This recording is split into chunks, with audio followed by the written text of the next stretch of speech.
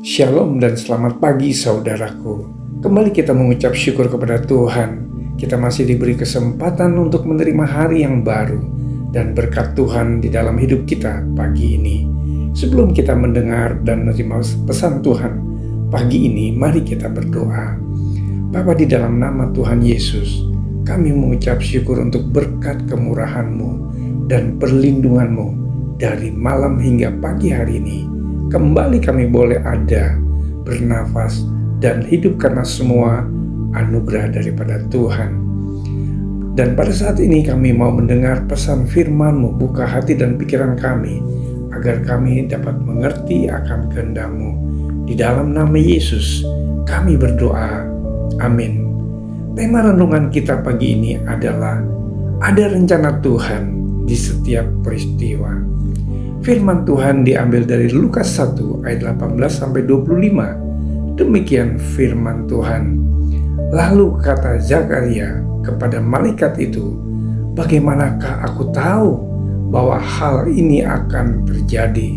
Sebab aku sudah tua dan istriku sudah lanjut umurnya."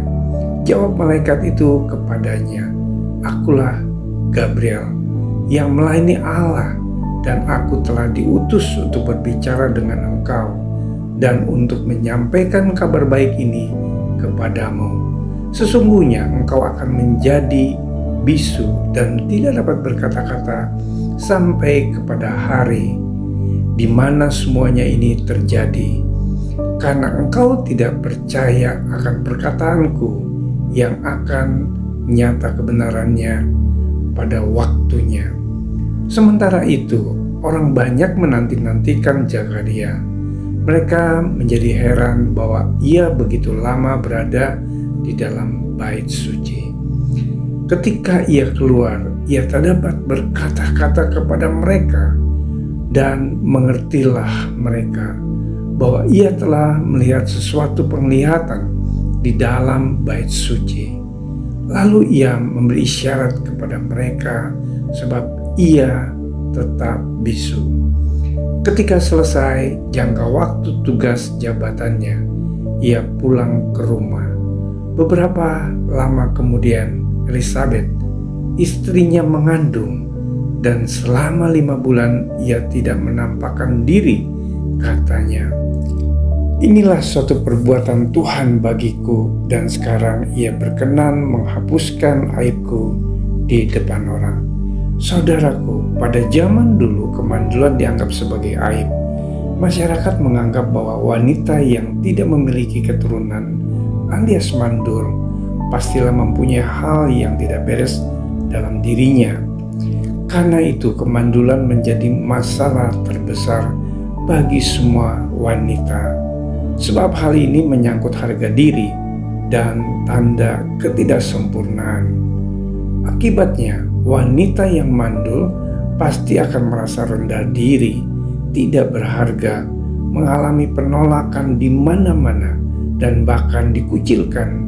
Dan lebih menyakitkan lagi, kemandulan sering dijadikan alasan oleh para suami untuk berbuat semena-mena terhadap istri, selingkuh, atau bahkan menikah lagi dengan wanita lain. Saudaraku, Elizabeth adalah satu wanita yang tercatat di Alkitab yang mengalami masalah ini, tetapi kemandulannya bukan karena ada sesuatu yang tidak beres, ada aib atau dosa yang diperbuatnya. Bukan. Sebab Elizabeth istri seorang imam yang bernama Zakaria. Keduanya adalah benar di hadapan Allah dan hidup menurut segala perintah dan ketetapan Tuhan dengan tidak bercacat. Melihat fakta ini, tidak selayaknya orang tergesa-gesa untuk menghakimi, mencari-cari kesalahan, memojokkan, atau mencela. Sudah menjadi rahasia umum ketika orang sedang tertimpa musibah atau masalah, banyak orang langsung berpikir bahwa orang itu telah berbuat dosa. Tidak selalu demikian. Ada kalanya Tuhan mengizinkan hal itu terjadi karena Tuhan punya rencana di balik masalah yang ada. Kemandulan yang dialami Elisabet adalah bagian dari rencana Tuhan atas hidupnya.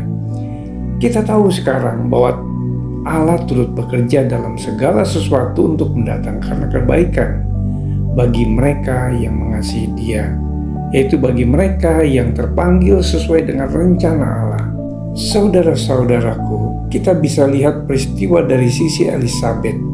Kita bisa belajar tentang ketegaran hati, tidak mudah kecewa dan berputus asa, serta tidak berubah sikap hati meski dihadapkan pada situasi sulit.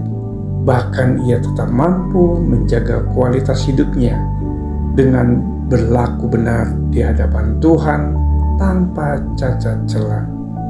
Ketaatan Elisabet mendatangkan upah.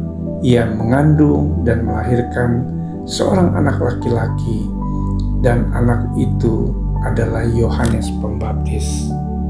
Adakah yang mustahil bagi Tuhan? Tidak ada rencananya yang gagal. Dari peristiwa Elisabet ini, kita diingatkan bahwa apa yang kita anggap sebagai suatu kebetulan sebenarnya bukan satu kebetulan, peristiwa tanpa sebab. Tetapi Tuhan memang sedang mengerjakan sesuatu dalam hidup kita. Firman Tuhan diambil dari Roma 8 ayat 28. Kita tahu sekarang bahwa Allah turut bekerja dalam segala sesuatu untuk mendatangkan kebaikan bagi mereka yang mengasihi Dia, yaitu bagi mereka yang terpanggil sesuai dengan rencana Allah.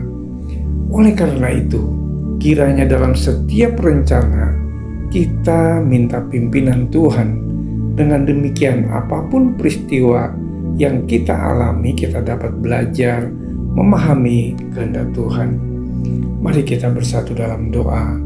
Tuhan Yesus, terima kasih untuk renungan firman-Mu pagi ini.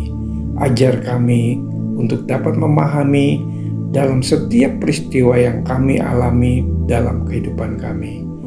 Ada rencana Tuhan yang indah. Tuhan, bimbinglah kami agar mengerti isi hati-Mu, sehingga hidup kami memiliki pandangan yang benar dan tetap percaya kepadamu. Di dalam nama Yesus kami berdoa. Amin. Selamat beraktivitas. Tuhan Yesus memberkati.